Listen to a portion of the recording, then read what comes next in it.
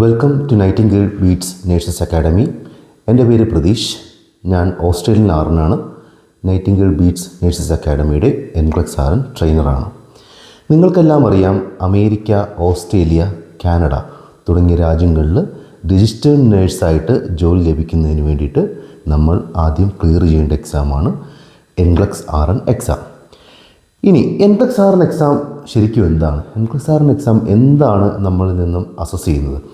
NCLEX RN exam മെയിനായിട്ട് check ചെയ്യുന്നത് patient സേഫ്റ്റിയാണ്. Okay, നമ്മൾ ഒരു സേഫ് ആൻഡ് എഫക്റ്റീവ് നേഴ്സായിട്ടാണോ നമ്മൾ വർക്ക് ചെയ്യുന്നത്, അത് ചെക്ക് ചെയ്യുന്നതിന് വേണ്ടിയുള്ളൊരു എക്സാമാണ് NCLEX RN എക്സാം. മെയിനായിട്ട് പേഷ്യൻ്റ് സേഫ്റ്റിയാണ് അവരുടെ മെയിൻ കൺസേൺ.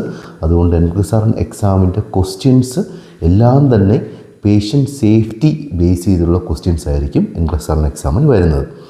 ഇനി NCLEX RN എക്സാം ഒരു കമ്പ്യൂട്ടർ അഡാപ്റ്റീവ് ടെസ്റ്റാണ്.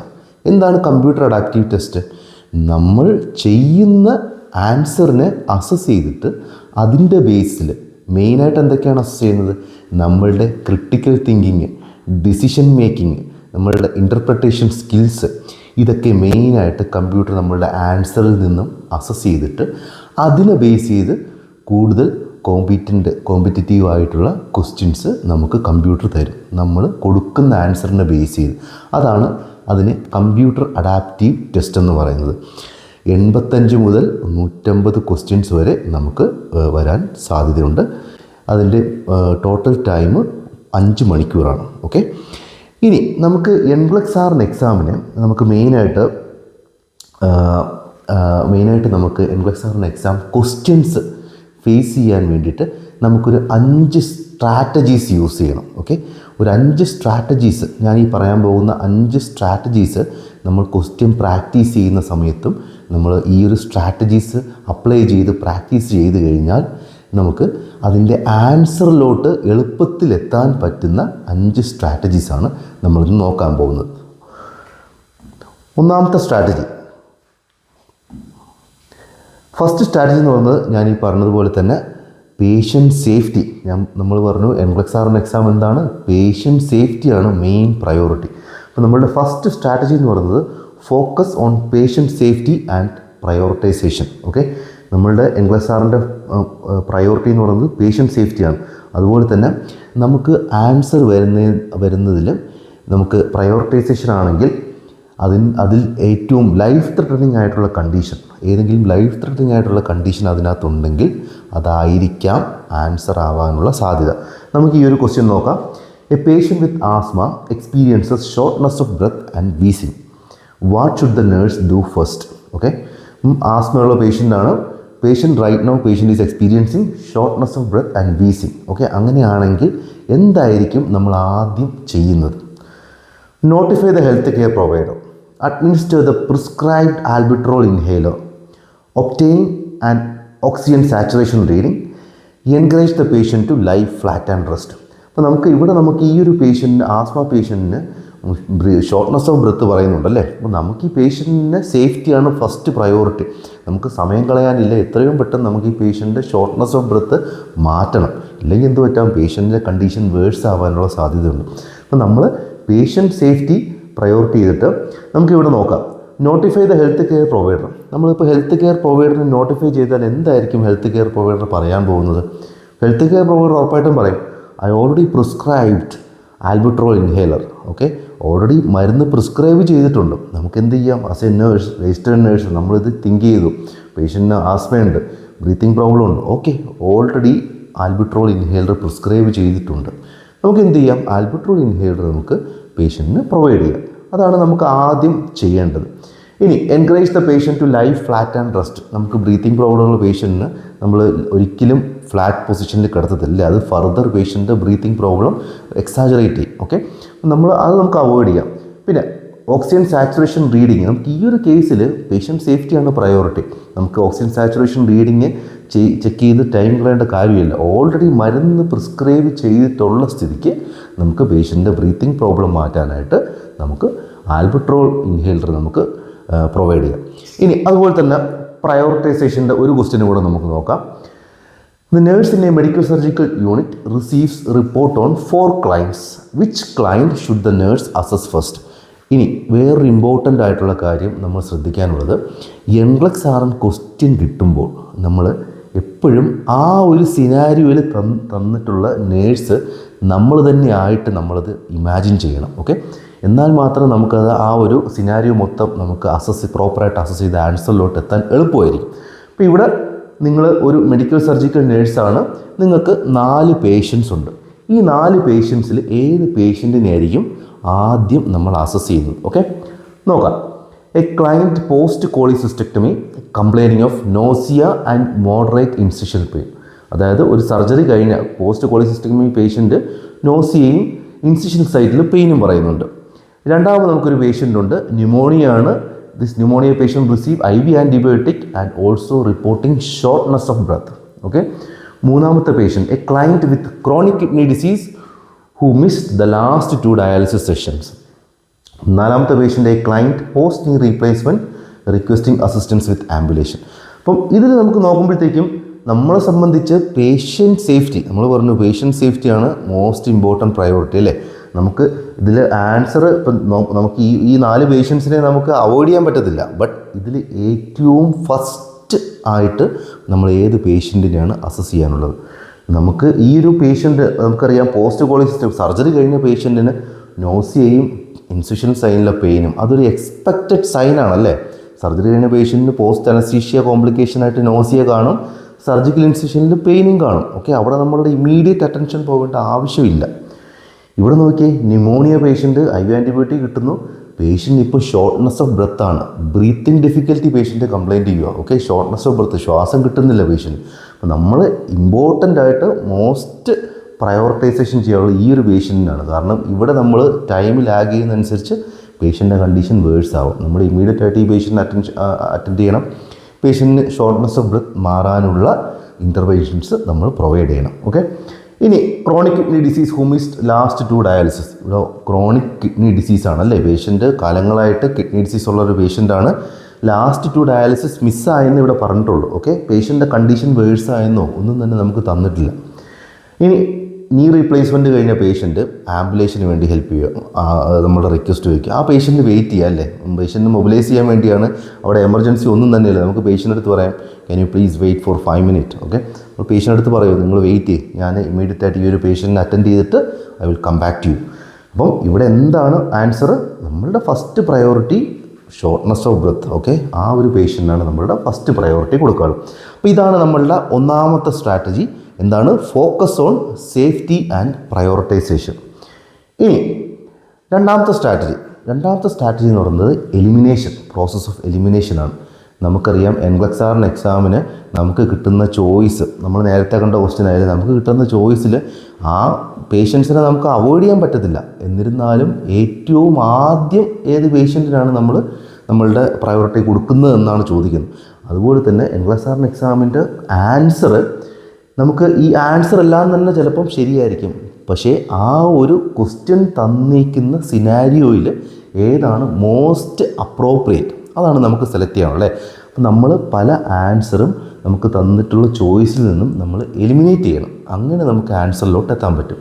നമുക്ക് ഈ ഒരു ക്വസ്റ്റ്യൻ നോക്കാം. ഒരു പോസ്റ്റ് സർജറി കഴിഞ്ഞ് കിടക്കുന്ന പേഷ്യൻറ്റ് കാഫ് പെയിൻ പറയുന്നുണ്ട്. ഓക്കെ, അങ്ങനെയാണെങ്കിൽ what the nurse do first? വീണ്ടും ഞാൻ പറയുന്നു, നമ്മൾ ക്വസ്റ്റ്യൻ കിട്ടുമ്പോൾ നമ്മൾ ഇമാജിൻ ചെയ്യണം. നമ്മൾ ഈ ഒരു ക്വസ്റ്റ്യനിൽ തന്നിട്ടുള്ള നേഴ്സ് നമ്മൾ തന്നെയായിട്ട് നമ്മൾ ഇമാജിൻ ചെയ്യണം. ഓക്കെ, ഇപ്പം നമ്മൾ സർജിക്കൽ വാർഡിലാണ് നിൽക്കുന്നത്. നമുക്ക് സർജറി കഴിഞ്ഞൊരു പേഷ്യൻ്റ് എന്ത് പറയുന്നു? കാഫ് പെയിൻ പറയുന്നുണ്ട്. അങ്ങനെയാണെങ്കിൽ നമ്മൾ ഫസ്റ്റ് നമ്മൾ എന്തായിരിക്കും ചെയ്യുന്നത്? Okay, administer pain medication. Okay, massage the calf, assess for redness, swelling and warmth, notify the health care provider. ഇവിടെ എന്താണ് പോസ്റ്റ് സർജറിയിൽ കാഫ് പെയിൻ എന്ന് പറയുന്നത്? എന്താണ്? നമുക്കറിയാം പോസ്റ്റ് സർജറിയുടെ ഒരു കോംപ്ലിക്കേഷനാണ് DVT, ഡീപ്പ് വെയിൻ ത്രോംബോസിസ് അല്ലേ. നമ്മൾ ഇമ്മീഡിയറ്റ് ആയിട്ട് ഈ post surgery patient calf pain പറയുകയാണെങ്കിൽ നമ്മളുടെ മനസ്സിൽ വരേണ്ടത് DVT ആണോ ഈ പേഷ്യൻറ്റിന് എന്ന് ഇമ്മീഡിയറ്റ് നമ്മളെ മനസ്സിൽ ആ ഒരു ചോദ്യം വരണം. അങ്ങനെയാണെങ്കിൽ നമ്മൾ ഇമ്മീഡിയറ്റ് ആയിട്ട് ഈ ഒരു പേഷ്യൻറ്റിന് പോസ്റ്റ് സർജറി പേഷ്യൻറ്റിന് പെയിൻ മെഡിക്കേഷൻ കൊടുക്കേണ്ട കാര്യമുണ്ടോ? പേഷ്യൻറ്റിന് പോസ്റ്റ് സർജറിയാണ്, പെയിൻ ഉണ്ട്, ഓക്കെ, അത് ഇമ്പോർട്ടൻ്റ് തന്നെയാണ്. ബട്ട് എന്നിരുന്നാലും നമ്മളെ സംബന്ധിച്ച് ഇവിടെ നമ്മൾ ഫോക്കസ് ചെയ്യേണ്ടത് പേഷ്യൻറ്റിന് DVT ഉണ്ടോ എന്നാണ് നമ്മൾ ഫോക്കസ് ചെയ്യേണ്ടത്. പിന്നെ notify the health care provider. നിങ്ങൾ ഇപ്പം ഉടനെ തന്നെ ഡോക്ടറിനെ വിളിച്ച് പറയുവാണ്, ഓക്കെ ഈ പേഷ്യൻറ്റിന് കാഫ് പെയിൻ പറയുവാണ്. അങ്ങനെയാണെങ്കിൽ ഡോക്ടർ എന്തായിരിക്കും നിങ്ങളോട് പറയുന്നത്? ഇമ്മീഡിയറ്റ് ആയിട്ട് ഡോക്ടർ പറയും, ഓക്കെ നിങ്ങൾ അസസ് ചെയ്ത് നോക്കിയോ, DVTയുടെ സയൻസ് നിങ്ങൾ അസസ് ചെയ്ത് നോക്കിയോ എന്നായിരിക്കും ഡോക്ടർ പറയുന്നത്. ഓക്കെ, അപ്പം ഇവിടെ ശരിക്കും നമ്മൾ ചെക്ക് ചെയ്യേണ്ടത്, നമ്മൾ പ്രയോറിറ്റൈസ് ചെയ്ത് നോക്കേണ്ടത് പേഷ്യൻറ്റ് DVT ഉണ്ടോ, DVTയുടെ സയൻസ് ഉണ്ടോ നമ്മൾ ചെക്ക് ചെയ്ത് നോക്കണം. Redness, swelling and warmth. ഇനി വേറൊരു ടിപ്സും കൂടെ പറഞ്ഞുതരാം. നമുക്ക് NCLEX RN ക്വസ്റ്റ്യനിൽ ആൻസറിൽ എന്തെങ്കിലും അസസ്മെൻറ്റ് ഉണ്ടെങ്കിൽ നമുക്ക് ഇമ്പോർട്ടൻ്റ് ആയിട്ട് നമ്മൾ ചെക്ക് ചെയ്യണം. കാരണം നമ്മൾ ആസ് എ നേഴ്സ് നമ്മളുടെ ഫസ്റ്റ് പ്രയോറിറ്റി എന്താണ്? അസസ്മെൻ്റ് ആണ്, അല്ലേ? നമ്മൾ ഈ പേഷ്യൻറ്റിനെ അസസ് ചെയ്യണം. അപ്പം അങ്ങനെ ഒരു അസസ്മെൻറ്റ് ഒരു ഓപ്ഷൻ, അതായത് പേഷ്യൻറ്റിൻ്റെ assess the patient's blood pressure, അല്ലെങ്കിൽ പേഷ്യൻറ്റിൻ്റെ വൈറ്റൽ സയൻസ്, അല്ലെങ്കിൽ പേഷ്യൻറ്റിൻ്റെ പെയിൻ അസസ്മെൻറ്റ്, അങ്ങനെ അസസ്മെൻറ്റ് ആയിട്ട് എന്തെങ്കിലും ഉണ്ടെങ്കിൽ ക്വസ്റ്റ്യൻ്റെ സിനാരിയോ ബേസ് ചെയ്തിട്ട് അസസ്മെൻറ്റ് ആൻസർ ആകാനുള്ള സാധ്യതയുണ്ട്. ഓക്കെ, സിനാരിയോ നമ്മൾ ചെക്ക് ചെയ്ത് നോക്കണം. ആ സിനാരിയോ ബേസിൽ അസസ്മെൻ്റ് ആകാനുള്ള സാധ്യതയുണ്ട്. ഇവിടെയും പേഷ്യൻറ്റിൻ്റെ DVT ഉണ്ടോ എന്നാണ് നമ്മൾ ആദ്യം ചെക്ക് ചെയ്ത് നോക്കണം. അപ്പോൾ നമുക്ക് ബാക്കി പലതും നമുക്ക് എലിമിനേറ്റ് ചെയ്ത് കളയാം, അല്ലേ? നമ്മൾ ഒരിക്കലും DVTയുള്ള പേഷ്യൻ്റെ കാഫ് നമ്മൾ മസാജ് ചെയ്യത്തില്ല. അപ്പോൾ അത് നമുക്ക് എലിമിനേറ്റ് ചെയ്യാം. ഡോക്ടറെ ആ സമയത്ത് ഇൻഫോം ചെയ്യേണ്ട കാര്യമില്ല. നമുക്ക് അസസ് ചെയ്തിട്ട് ഈ സയൻസ് ഉണ്ടെങ്കിൽ നമുക്ക് ഡോക്ടറിനെ ഇൻഫോം ചെയ്യാം. ഓക്കെ, അപ്പോൾ അതാണ് രണ്ടാമത്തെ സ്ട്രാറ്റജി, പ്രോസസ് ഓഫ് എലിമിനേഷൻ. ഇനി മൂന്നാമത്തെ സ്ട്രാറ്റജി വളരെ ഇമ്പോർട്ടൻ്റ് ആണ്. നമുക്ക് NCLEX RN എക്സാം ക്വസ്റ്റ്യൻസിൽ ചില കീവേഡ്സ് തന്നു കാണും. നമ്മളത് വളരെ ശ്രദ്ധിക്കണം. കാരണം ക്വസ്റ്റ്യനിൽ നമുക്ക് തന്നിരിക്കുന്നത് what is the first action, അല്ലെങ്കിൽ what is the best action, അല്ലെങ്കിൽ മോസ്റ്റ് അപ്രോപ്രിയേറ്റ്, അല്ലെങ്കിൽ മോസ്റ്റ് ഇമ്പോർട്ടൻറ്റ് മെഷർമെൻറ്റ്സ്, അങ്ങനത്തെ കീവേഡ് ഉണ്ടോ എന്ന് നമ്മൾ ശ്രദ്ധിച്ചു നോക്കണം. ഓക്കെ, അപ്പോൾ ആ ഒരു കീവേഡ് ഫോക്കസ് ചെയ്തിട്ട് അതിനെ ബേസ് ചെയ്തായിരിക്കണം നമ്മൾ ആൻസറിലോട്ട് എത്തേണ്ടത്. അടുത്ത question, a diabetic patient reports feeling shaky, light headedness, what is the nurse's first action? വീണ്ടും നമ്മൾ എന്താണ് ചെയ്യേണ്ടത്? നമ്മൾ ഇമാജിൻ ചെയ്യണം. ഈ ക്വസ്റ്റ്യനിൽ തന്നിട്ടുള്ള നേഴ്സ് നമ്മളായിട്ട് തന്നെ ഇമാജിൻ ചെയ്യണം. അപ്പം ഒരു മെഡിക്കൽ വാർഡിൽ ഡയബറ്റിക് പേഷ്യൻ്റാണ്. നമ്മൾ ആ ഒരു പേഷ്യൻറ്റിനെ അസസ് ചെയ്യാൻ പോയപ്പോൾ പേഷ്യൻ്റ് എന്താ പറഞ്ഞത്? പേഷ്യൻ്റ് പറഞ്ഞു എനിക്ക് തലറങ്ങുന്ന പോലെയും കയ്യിലൊരു വിറയൽ പോലെയൊക്കെ ഷേക്കിയാണെന്ന് പറഞ്ഞു. അങ്ങനെയാണെങ്കിൽ എന്തായിരിക്കും നമ്മുടെ ഫസ്റ്റ് ആക്ഷൻ? ഈ ഒരു സിംറ്റംസ് കേൾക്കുമ്പോൾ തന്നെ നമുക്ക് മനസ്സിലാവും എന്തായിരിക്കും. പേഷ്യൻറ്റിന് ഹൈപ്പോഗ്ലൈസീമിയ ആയിരിക്കും, അല്ലേ? അപ്പോൾ ഈ ഹൈപ്പോഗ്ലൈസീമിയ ആയിരിക്കാം. ഓക്കെ, അപ്പം നമ്മൾ ഈ ഒരു കേസിൽ നമുക്ക് ചോയ്സ് നോക്കാം. നമുക്ക് മനസ്സിലായി പേഷ്യൻറ്റിന് ഹൈപ്പോഗ്ലൈസീമിയയുടെ സിംറ്റം ആണെന്ന് മനസ്സിലായി. നമ്മൾ ചോയ്സിൽ അഡ്മിനിസ്റ്റർ ഇൻസുലിൻ. അപ്പം ഇവിടെ പേഷ്യൻ്റെ ഷുഗർ കുറവാണോ എന്നാണ് നമുക്ക് സംശയമുള്ളത്, അല്ലേ? അപ്പോൾ നമ്മൾ ഉടൻ തന്നെ പോയി ഇൻസുലിൻ കൊടുക്കുന്നതാണോ നമ്മളുടെ ആദ്യത്തെ ആക്ഷൻ? അല്ല. ബ്ലഡ് ഷുഗർ ചെക്ക് ചെയ്ത് നോക്കുക, അല്ലേ? കാരണം ഈ പേഷ്യൻറ്റിന് ഹൈപ്പോഗ്ലൈസീമിയ ആണ് നമ്മളുടെ മനസ്സിൽ നമ്മളൊരു ഡയഗ്നോസ് ഉണ്ടാക്കി. ബട്ട് നമുക്കതൊന്ന് കൺഫേം ചെയ്യണം. നമ്മൾ നേരത്തെ പറഞ്ഞു അസസ്മെൻറ്റ്, ഈ ബ്ലഡ് ഷുഗർ എന്ന് പറയുന്നത് അസസ്മെൻ്റ് ആണല്ലേ.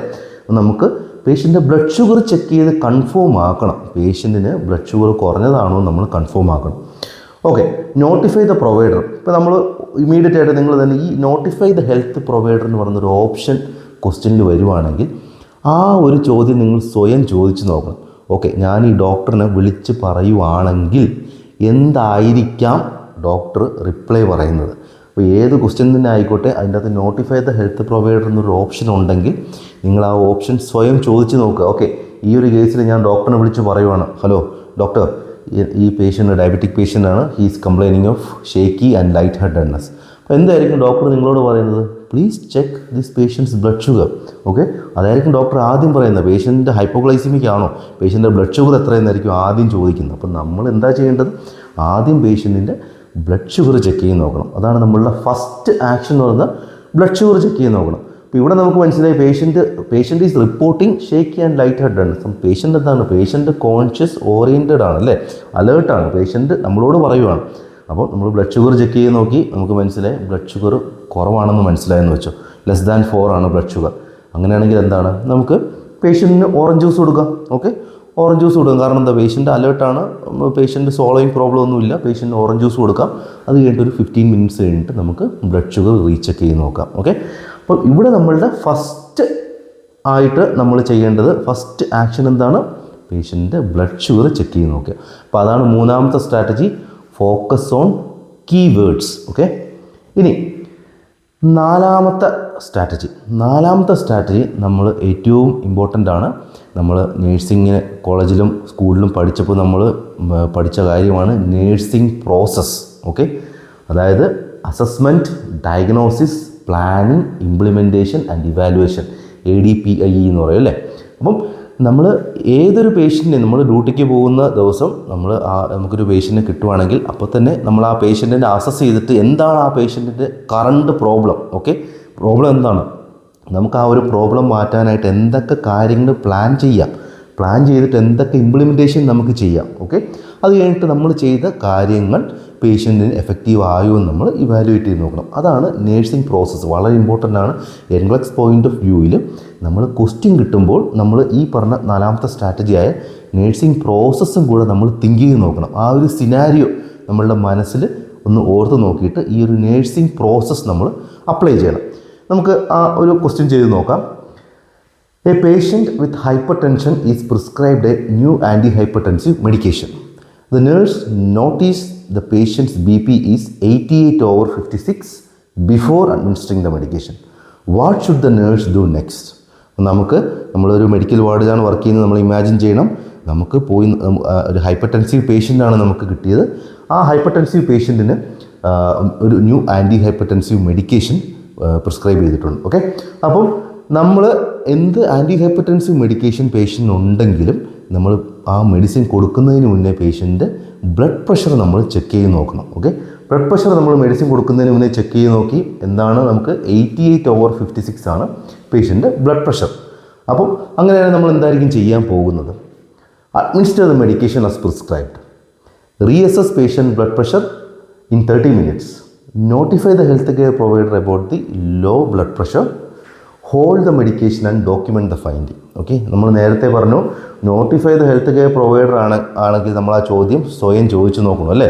നമ്മൾ സ്വയം ചോദിച്ചു നോക്കും. ഓക്കെ, ഈ പേഷ്യൻ്റ് നമ്മൾ ഡോക്ടറിനെ വിളിച്ച് പറഞ്ഞു, doctor patient anti medication prescribe ചെയ്തിട്ടുണ്ട്, ഹിസ് ബ്ലഡ് പ്രഷർ ഈസ് 88/56. അങ്ങനെയാണെങ്കിൽ ഡോക്ടർ എന്തായിരിക്കും പറയുന്നത്? ഡോക്ടർ പറയും, okay you hold the medication, and recheck the blood pressure later. Okay, അങ്ങനെയായിരിക്കും പറയുന്നത്. അപ്പോൾ നമ്മൾ അത് തന്നെയായിരിക്കും അതിൻ്റെ ആൻസർ. അപ്പോൾ ഇവിടെ തന്നെ നമ്മൾ നോക്കിയാൽ ഈ ഒരു പേഷ്യൻ്റ് ബ്ലഡ് പ്രഷർ 88/56 ആണ്. അപ്പോൾ ഈ ഒരു പേഷ്യൻ്റ് നമ്മൾ വീണ്ടും ഒരു ആൻറ്റി മെഡിക്കേഷൻ, ഫോർ എക്സാമ്പിൾ അമ്ലോഡിപ്പിൻ. അപ്പോൾ അമ്ലോഡിപ്പിൻ നമ്മൾ ഈ ഒരു പേഷ്യൻറ്റ് കൊടുക്കുകയാണെങ്കിൽ എന്തായിരിക്കും സംഭവിക്കുന്നത്? വീണ്ടും പേഷ്യൻറ്റിൻ്റെ ബ്ലഡ് പ്രഷർ വീണ്ടും താഴ്ന്നു പോകും അല്ലേ, പേഷ്യൻ്റ് ഷോക്കിലോട്ടൊക്കെ പോകാൻ സാധ്യതയുണ്ട്. അപ്പം ഇവിടെ നമ്മൾ പേഷ്യൻ്റ് സേഫ്റ്റി ആണ് നമ്മളുടെ പ്രയോറിറ്റി. അതുപോലെ തന്നെ നമ്മളിവിടെ ഒരു രജിസ്റ്റേർഡ് നേഴ്സാണല്ലേ, നമുക്ക് ക്രിട്ടിക്കൽ തിങ്കിങ് ഉണ്ട്. നമ്മൾ ആലോചിച്ച് നോക്കി, പേഷ്യൻ്റ് ബ്ലഡ് പ്രഷർ ലോയാണ്, ഈ പേഷ്യൻറ്റ് ഞാൻ മരുന്ന് കൊടുക്കുന്നില്ല, നമ്മൾ ആ മരുന്ന് ഹോൾഡ് ചെയ്യുന്നു, നമ്മൾ തൽക്കാലത്തേക്ക് ആ മരുന്ന് ഹോൾഡ് ചെയ്യുന്നു. എന്തുകൊണ്ടാണ് ആ മരുന്ന് ഹോൾഡ് ചെയ്തതിൻ്റെ റീസൺ നമ്മൾ ഡോക്യുമെൻ്റ് ചെയ്യുന്നു. അത് കഴിഞ്ഞിട്ട് നമുക്ക് പേഷ്യൻറ്റിനെ റീചെക്ക് ചെയ്യാം. ഇവിടെ വേറൊരു കാര്യം ഓർത്ത് നോക്കുക, പേഷ്യൻ്റെ ബ്ലഡ് പ്രഷർ 88/56 വളരെ ലോ അല്ലേ. അപ്പോൾ നമ്മൾ 30 minutes വരെ വെയിറ്റ് ചെയ്യേണ്ട കാര്യമില്ല ബ്ലഡ് പ്രഷർ റീചെക്ക് ചെയ്യാനായിട്ട്. നമുക്കൊരു 10 minutes, 5 to 10 minutes കഴിഞ്ഞിട്ട് പേഷ്യൻ്റെ ബ്ലഡ് പ്രഷർ റീചെക്ക് ചെയ്ത് നോക്കണം. കാരണം എന്താണ്, നമുക്ക് ഈ പേഷ്യൻ്റെ സേഫ്റ്റിയാണ് പ്രയോറിറ്റി അല്ലേ. അപ്പം ആ സേഫ്റ്റി നമ്മൾ പ്രയോറിറ്റി ഉള്ളത് കാരണം തന്നെ നമ്മൾ ചെക്ക് ചെയ്ത് നോക്കുന്നു. വീണ്ടും 30 minutes കഴിഞ്ഞിട്ട് ബ്ലഡ് പ്രഷർ കുറവാണെങ്കിൽ നമ്മൾ എന്ത് ചെയ്യണം? നമ്മൾ ഇമ്മീഡിയറ്റ് ആയിട്ട് ബ്ലഡ് പ്രഷർ കൂടാനുള്ള ആക്ഷൻസ് എടുക്കണം. പേഷ്യൻ്റ് IV ഫ്ലൂയിഡ്സ് സ്റ്റാർട്ട് ചെയ്യണം, ബ്ലഡ് പ്രഷർ കൂടാനുള്ള മെഡിക്കേഷൻസ് കൊടുക്കണം, ഡോക്ടറിനെ ഇൻഫോം ചെയ്യണം. ബട്ട് ഈ ഒരു സിനാരിയോയിൽ നമ്മൾ നേഴ്സിംഗ് പ്രോസസ്സ് അപ്ലൈ ചെയ്ത് നോക്കുന്നു. നമുക്ക് മനസ്സിലായി നമ്മൾ പേഷ്യൻറ്റിനെ അസസ് ചെയ്തു. ഓക്കെ, ആദ്യം മെഡിസിൻ കൊടുക്കുന്നതിന് മുന്നേ നമ്മൾ അസസ് ചെയ്ത് നോക്കി BP. ഓക്കെ, അസസ്മെൻറ്റ് എന്താണ്? നമ്മൾ ബ്ലഡ് പ്രഷർ ചെക്ക് ചെയ്ത് നോക്കി, അതാണ് നമ്മളുടെ അസസ്മെൻറ്റ്. ബ്ലഡ് പ്രഷർ ചെക്ക് ചെയ്ത് നോക്കിയപ്പോൾ നമുക്ക് മനസ്സിലായി ഡയഗ്നോസിസ് എന്താണ്, പേഷ്യൻറ്റിന് ഹൈപ്പോടെൻഷനാണ്, BP ലോ ആണെന്ന് മനസ്സിലായി. അപ്പോൾ നമ്മൾ പേഷ്യൻറ്റിൻ്റെ സേഫ്റ്റി പ്രയോറിറ്റി ആണല്ലേ. അപ്പോൾ നമ്മളുടെ പേഷ്യൻ്റെ BP ഇനി ഫർദർ ലോ ആവാൻ പാടില്ല, അതാണ് നമ്മളുടെ പ്ലാനിങ്. ഓക്കെ, ഇനി ഫർദർ BP ലോ ആവാൻ പാടില്ല. BP ഫർദർ ലോ ആവാൻ പാടില്ലെങ്കിൽ എന്താ നമ്മൾ ചെയ്യേണ്ടത്? ഈ ആൻറ്റി മെഡിക്കേഷൻ കൊടുക്കാൻ പാടില്ല. ഓക്കെ, നമ്മൾ ആൻറ്റി മെഡിക്കേഷൻ ഹോൾഡ് ചെയ്യുന്നു. ഇവാലുവേഷൻ നമ്മൾ പിന്നെന്താ ചെയ്യുന്നത്? നമ്മൾ ഹോൾഡ് ചെയ്തിട്ട് പിന്നെ നമ്മൾ ഓക്കെ ഞാൻ ഹോൾഡ് ചെയ്തു എന്ന് പറഞ്ഞിട്ട് നമുക്ക് പേഷ്യൻറ്റിനെ അവോയ്ഡ് ചെയ്യാൻ പറ്റത്തില്ലല്ലോ. നമ്മൾ പേഷ്യൻറ്റ് സേഫ്റ്റിയാണ് നമ്മളുടെ പ്രയോറിറ്റി. ഓക്കെ, നമ്മൾ വീണ്ടും റീഅസസ് ചെയ്ത് നോക്കുക. പേഷ്യൻ്റെ ബ്ലഡ് പ്രഷർ വീണ്ടും റീഅസസ് ചെയ്ത് പേഷ്യൻറ്റ് സ്റ്റേബിൾ ആണോ, അല്ലെങ്കിൽ അതിനുള്ള മെഷർമെൻറ്റ് നമ്മൾ എടുക്കണം. അപ്പം അതാണ് നമ്മളുടെ നാലാമത്തെ സ്ട്രാറ്റജി, നേഴ്സിംഗ് പ്രോസസ്സ്. ഓക്കെ, ഇനി അഞ്ചാമത്തെ സ്ട്രാറ്റജി എന്ന് പറയുന്നത് Maslow's hierarchy of needs and ABC prioritisation. Okay, Maslow's hierarchy നമ്മളെല്ലാം പഠിച്ചിട്ടുണ്ട്. നമ്മളുടെ ഏറ്റവും ഇമ്പോർട്ടൻ്റ് ആയിട്ട് നമ്മൾ ആ മാസ്ലോസ് ഹൈറാർക്കിയുടെ ഏറ്റവും താഴെയുള്ള എന്താണ്? ഫിസിയോളജിക്കൽ നീഡാണ് അല്ലേ. അതാണ് നമ്മൾ ആദ്യം മീറ്റ് ചെയ്യേണ്ടത്, ഫിസിയോളജിക്കൽ നീഡാണ്. അപ്പം ഏത് ക്വസ്റ്റ്യൻ വന്നാലും അതിൻ്റെ അകത്ത് പേഷ്യൻറ്റിൻ്റെ അസുഖ സംബന്ധമായ എന്തെങ്കിലും ആണ് ഉള്ളതെങ്കിൽ അതായിരിക്കും ഏറ്റവും പ്രയോറിറ്റി നമ്മുടെ. ഓക്കെ, അതുപോലെ തന്നെ നമ്മൾ ഏറ്റവും ഇമ്പോർട്ടൻ്റ് ആയിട്ട് എയർവേ, ബ്രീത്തിങ്, സർക്കുലേഷൻ, ആ ഒരു ഓർഡറിൽ വേണം നമ്മൾ പ്രയോറിറ്റൈസേഷൻ ചെയ്യാൻ. നമുക്കുള്ള ചോയ്സിൻ്റെ അകത്ത് എയർവേ സംബന്ധമായ എന്തെങ്കിലും പ്രശ്നം ഉണ്ടെങ്കിൽ അതായിരിക്കാം മോസ്റ്റ് ഇമ്പോർട്ടൻ്റ് ആയിട്ട് നമ്മളുടെ ആൻസറായിട്ട് വരാനുള്ള സാധ്യത. ഒരു ക്വസ്റ്റ്യൻ നോക്കാം. Which patient should the nurse assess first? നമുക്കൊരു 4 പേഷ്യൻസ് ഉണ്ട്. ആദ്യത്തെ പേഷ്യൻറ്റ് ലംബാർ പങ്ക്ചർ കഴിഞ്ഞിട്ട് പേഷ്യൻ്റ് ഹെഡേക്ക് പറയും. Post lumbar puncture, he's complaining of headache. രണ്ടാമതൊരു patient chest pain and shortness of breath. Okay, chest പെയിനും അതുപോലെ തന്നെ ഷോർട്ട്നെസ് ഓഫ് ബ്രത്തും പറയുകയാണ്. മൂന്നാമത്തെ patient nausea for last 24 hours. നാലാമത്തെ ഒരു patient redness in sacrum area. ഈ 4 പേഷ്യൻറ്റിൽ ഏതായിരിക്കും നമ്മൾ ഫസ്റ്റ് പ്രയോറിറ്റി നമ്മൾ കൊടുക്കുന്നത്? നമുക്ക് കഴിഞ്ഞ 24 hours ആയിട്ട് നോസിയ പറയുന്ന പേഷ്യൻറ്റ് നമുക്ക് എന്തായാലും ലാസ്റ്റ് 24 hours ആയിട്ട് നോസിയ പറയുന്ന പേഷ്യൻ്റാണ്.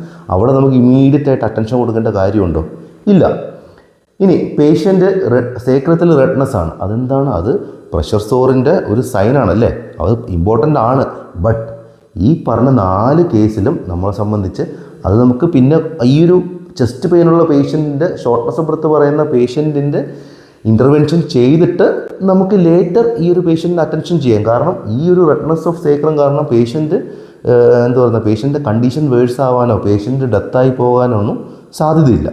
ഇവിടെ നമ്മളെ സംബന്ധിച്ച് chest pain and shortness of ബ്രത്താണ് മോസ്റ്റ് ഇമ്പോർട്ടൻ്റ് ആയിട്ട് നമ്മൾ അറ്റൻഷൻ കൊടുക്കേണ്ടത്. ഇനി post lumbar puncture complaining of headache. നമുക്കറിയാം ലംബാർ പങ്ക്ചറിൽ എന്താ സംഭവിക്കുന്നത്, നമ്മൾ കുറച്ച് CSF ഫ്ലൂയിഡ് എടുത്തിട്ട് ചെക്ക് ചെയ്യുന്നത് അല്ലേ. അപ്പം ആ ഒരു CSF ഫ്ലൂയിഡ് പുറത്തെടുക്കുന്ന കാരണം തന്നെ CSF ഫ്ലൂയിഡ്സിൻ്റെ പ്രഷർ വേരിയേഷൻ ഉണ്ടാവാം. അത് കാരണം പേഷ്യൻറ്റിന് ഹെഡേക്ക് ഉണ്ടാകാൻ അതൊരു എക്സ്പെക്റ്റഡ് സൈനാണ്. ലംബാർ പങ്ക്ചർ കഴിഞ്ഞ പേഷ്യൻറ്റിൻ്റെ എക്സ്പെക്റ്റഡ് സൈനാണ് ഹെഡേക്ക്. എക്സ്പെക്റ്റഡ് ആയിട്ടുള്ള സൈൻ ആണെങ്കിൽ നമ്മളുടെ ആ ഒരു ഇമ്പോർട്ടൻ്റ് ആയിട്ട് നമ്മൾ ആ ഒരു അറ്റൻഷൻ കൊടുക്കേണ്ട കാര്യമില്ല എക്സ്പെക്റ്റഡ് സയൻസിൽ. ഓക്കെ, അപ്പോൾ നമ്മൾ ഇവിടെ ഏറ്റവും ഇമ്പോർട്ടൻ്റ് ആയിട്ട് നോക്കുന്നത് chest pain with shortness of ബ്രത്തുള്ള പേഷ്യൻ്റാണ് നമ്മൾ അസസ് ചെയ്യുന്നത്. ഇനി നമ്മൾ പറഞ്ഞു മാസ്ലോസ് ഹൈറാർക്കിയിൽ ഏറ്റവും ഇമ്പോർട്ടൻ്റ് ആയിട്ട് നമ്മൾ ഫിസിയോളജിക്കൽ നീഡ്സിനാണ് നമ്മൾ അറ്റൻഷൻ കൊടുക്കുന്നത്. ഓക്കെ, അതുപോലെ തന്നെ നമ്മളെ ഫസ്റ്റ് നമ്മൾ അഡ്രസ്സ് ചെയ്യുന്നത് എന്താണ്? Airway. Okay, does the patient have A patent airway? Patent airway ഉണ്ടോ എന്ന് നമ്മൾ ചെക്ക് ചെയ്ത് നോക്കുക. അതുപോലെ തന്നെ ബ്രീത്തിങ്, സർക്കുലേഷൻ, ദെൻ അത് കഴിഞ്ഞിട്ടാണ് നമ്മൾ പേഷ്യൻ്റെ സേഫ്റ്റി, കംഫർട്ടും കാര്യങ്ങളൊക്കെ നമ്മൾ ചെക്ക് ചെയ്യുന്നത്. ഓക്കെ, അതാണ് മാസ്ലോസ് ഹൈറാർക്കി, അതുപോലെ തന്നെ ABC പ്രയോറിറ്റൈസേഷൻ. അപ്പം ഈ ഒരു 5 സ്ട്രാറ്റജീസ് വളരെ ഇമ്പോർട്ടൻ്റ് ആണ്. ഈ ഒരു 5 സ്ട്രാറ്റജീസ് നമ്മൾ ക്വസ്റ്റ്യൻ ചെയ്യുമ്പോൾ ഈ സ്ട്രാറ്റജീസ് നമ്മൾ അപ്ലൈ ചെയ്ത് ഈ ക്വസ്റ്റ്യൻ പ്രാക്ടീസ് ചെയ്ത് കഴിയുമ്പോഴത്തേക്കും നമുക്ക് ആൻസറിലോട്ട് എത്താനുള്ള ഒരു സാഹചര്യം കൂടുതലുണ്ടാകും. ഓക്കെ, അപ്പോൾ എന്തൊക്കെയാണ് 5 സ്ട്രാറ്റജീസ്? നമ്മൾ ഫസ്റ്റ് എന്ന് പറയുന്നത് focus on patient safety and prioritisation. രണ്ടാമത്തെ എന്താണ്? Process of elimination. ഓക്കെ, നമ്മൾ എലിമിനേറ്റ് ചെയ്ത് ആൻസറിലോട്ട് എത്താം. മൂന്നാമത്തത് കീവേഡ്സ് ഫോക്കസ് ചെയ്യുക. ക്വസ്റ്റ്യൻ്റെ അകത്ത് എന്തൊക്കെയാണ് കീവേഡ്സ് ഉള്ളത്, ആ കീവേഡ്സ് ഫോക്കസ് ചെയ്തിട്ട് അതിനെ ബേസ് ചെയ്തുള്ള ആൻസറാണ് നമ്മൾ എഴുതാനുള്ളത്. ഇനി നാലാമത്തെ എന്താണ്? Nursing process. നമുക്ക് പറഞ്ഞു അസസ്മെൻറ്റ്, നമ്മൾ അസസ് ചെയ്യുന്നു, അതിൻ്റെ ബേസിൽ നമ്മൾ ഡയഗ്നോസ് കണ്ടുപിടിക്കുന്നു, പ്ലാൻ ചെയ്യുന്നു, ഇംപ്ലിമെൻറ്റ് ചെയ്യുന്നു, ഇവാലുവേഷൻ ചെയ്യുന്നു. ഈ ഒരു പ്രോസസ്സിലായിരിക്കും നമ്മൾ ആ ഒരു പ്രോസസ്സ് യൂസ് ചെയ്ത് നമുക്ക് ആൻസറിൽ കണ്ടെത്താൻ പറ്റും. ഇനി അഞ്ചാമത്തെ സ്ട്രാറ്റജി എന്താണ്? മാസ്ലോസ് ഹൈറാർക്കി, അതുപോലെ തന്നെ ABC പ്രയോറിറ്റൈസേഷൻ. ഓക്കെ, ഈ 5 സ്ട്രാറ്റജീസ് നമ്മൾ N+1 ക്വസ്റ്റ്യൻ ചെയ്യുമ്പോൾ, പ്രാക്ടീസ് ചെയ്യുമ്പോൾ ഈ ഒരു സ്ട്രാറ്റജിയും കൂടെ നിങ്ങൾ അപ്ലൈ ചെയ്യുവാണെങ്കിൽ നിങ്ങൾക്ക് ആൻസറിലോട്ട് എളുപ്പം എത്താൻ പറ്റും. ഇനി നമുക്ക് NCLEX എക്സാം എഴുതാനായിട്ട് നമുക്ക് ഏറ്റവും ഇമ്പോർട്ടൻ്റ് ആയിട്ട് വേണ്ട ഒരു കാര്യം എന്താണ്? നമുക്ക് വ്യക്തമായിട്ട് ഒരു ഷെഡ്യൂൾഡ് വേണം അല്ലേ. നമ്മൾ കൃത്യമായിട്ടൊരു പഠനം വേണം നമുക്ക്. നമ്മൾ കുറച്ച് ഒരു സിസ്റ്റം ഇവിടെ നിന്ന് പഠിച്ചു, ഒരു സിസ്റ്റം വേറൊരു കുറച്ച് എവിടെ നിന്നെങ്കിലും പഠിച്ചു, നമ്മൾ അത് കഴിഞ്ഞിട്ട് കുറച്ച് ക്വസ്റ്റ്യൻസ് ചെയ്തിട്ട് നമ്മൾ ഒരിക്കലും NCLEX എക്സാം എഴുതാൻ വേണ്ടി പോകരുത്. നമുക്ക് വ്യക്തമായൊരു പ്ലാനും വ്യക്തമായിട്ടുള്ള ഷെഡ്യൂളും വേണം. അതുപോലെ തന്നെ ഇമ്പോർട്ടൻ്റ് ആണ് റിവിഷൻ. നമ്മളൊരു സിസ്റ്റം പഠിച്ചു, അടുത്ത സിസ്റ്റത്തിൽ പോയി കഴിയുമ്പോഴത്തേക്കും നമ്മൾ പഠിച്ചത് മറക്കാൻ സാധ്യതയുണ്ട്. അതുകൊണ്ട് നമ്മൾ ഇടയ്ക്കിടയ്ക്ക് നമ്മൾ പഠിച്ചത് റിവൈസ് ചെയ്യണം. ഇനി വേറൊരു ഇമ്പോർട്ടൻ്റ് ആയിട്ടുള്ള കാര്യം, നമുക്ക് ഈ ഒരു NCLEX എന്ന് പറയുന്നത് നമ്മളൊരു 4 വർഷം നഴ്സിംഗ് കോളേജിൽ പഠിച്ച അല്ലെങ്കിൽ നഴ്സിംഗ് സ്കൂളിൽ പഠിച്ച കാര്യങ്ങൾ നമ്മൾ ഈ ഒരു 3 മുതൽ 6 മാസം വരെ നമ്മൾ പഠിച്ചെടുക്കാൻ വേണ്ടി ശ്രമിക്കുക അല്ലേ. അപ്പം നമുക്ക് ഒരിക്കലും ഈ കാര്യങ്ങൾ കാണാതെ പഠിച്ച് പോകാൻ പറ്റത്തില്ല. നമുക്ക് ആ കൺസെപ്റ്റ് മനസ്സിലാക്കുക, അത് നമ്മൾ അപ്ലൈ ചെയ്യുക. ആ ഒരു രീതിയിൽ നമുക്ക് NCLEX RN എക്സാം പാസ്സാകാൻ പറ്റത്തുള്ളൂ. ഇനി നമ്മൾ ഒത്തിരി എന്താ പറയുക പേടിച്ച് കുറച്ചവിടെ നിന്ന് പഠിച്ച് അങ്ങനെ പഠിക്കാതെ ഫോക്കസായിട്ട് നമ്മൾ NCLEX RN എക്സാം പഠിക്കുക, നല്ലൊരു ടൈം സ്ട്രാറ്റജി വെച്ച് പഠിക്കുക. അങ്ങനെയാണെങ്കിൽ ഉറപ്പായിട്ടും നമുക്ക് NCLEX RN എക്സാം പാസ്സാകാവുന്നതേ ഉള്ളൂ. Let's make your dream of becoming a license nurse a reality. എല്ലാവർക്കും ഓൾ ദി ബെസ്റ്റ്.